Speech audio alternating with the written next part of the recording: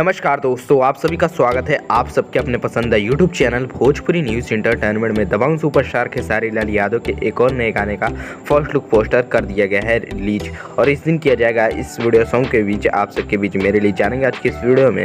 अगर आप लोग भी भोजपुरी न्यूज़ इंटरटेनमेंट चैनल पर नए हैं तो चैनल को जरूर सब्सक्राइब करें और अगर आप लोग भी खेसारी लाल यादव के फैन हैं तो इस वीडियो को एक लाइक जरूर करें और इस वीडियो को लास्ट तक जरूर देखें। तो जी हाँ दोस्तों, पहले आप लोग इस फर्स्ट लुक पोस्टर को देखिए जिस गाने का नाम है सूत जाला कोरा में और इस गाने को लिखे हैं पवन पांडे और संजीव कुमार ने और इस गाने का म्यूजिक दिया है आर्या शर्मा ने और इस गाने को खेसारी लाल यादव ने गाया है और इस गाने में हमें खेसारी लाल यादव के साथ ऋतु चौहान देखने को मिलने वाली है, जो कि ऋतु चौहान जो है खेसारी लाल यादव के साथ होली सॉन्ग में हमें देखने को मिल चुकी हैं और होली सॉन्ग खेसारी लाल यादव का अच्छा खासा हिट भी हुआ था। वेल दोस्तों, ये गाना आप सबके बीच में रिलीज किया जाएगा कल सुबह। जी हाँ दोस्तों, आप लोगों ने बिल्कुल सही सुना, 23 तारीख सुबह 7 बजे एंगल म्यूजिक भोजपुरी चैनल पर इस गाने का फुल वीडियो सॉन्ग आप सबके बीच में कल रिलीज कर दिया जाएगा और इस गाने का टीजर आज शाम तक रिलीज होने वाला है। जी हाँ दोस्तों, एंगल म्यूजिक भोजपुरी चैनल से आज शाम तक इस गाने का टीजर और कल सुबह फुल वीडियो सॉन्ग में इस गाने को रिलीज कर दिया जाएगा। आपको ये अपडेट कैसी लगी कमेंट में जरूर बताइएगा। जब इस सॉन्ग को रिलीज किया जाएगा तो कितने घंटे में 1 मिलियन व्यूज मिलने वाले हैं जरूर बताएं। अगर वीडियो पसंद आया हो तो एक लाइक जरूर करें और भी खेसारी लाल यादव से जुड़ी हर तमाम अपडेट जानने के लिए भोजपुरी न्यूज़ इंटरटेनमेंट चैनल को जरूर सब्सक्राइब करें। तो मिलते हैं साथ अगले वीडियो में। जय हिंद।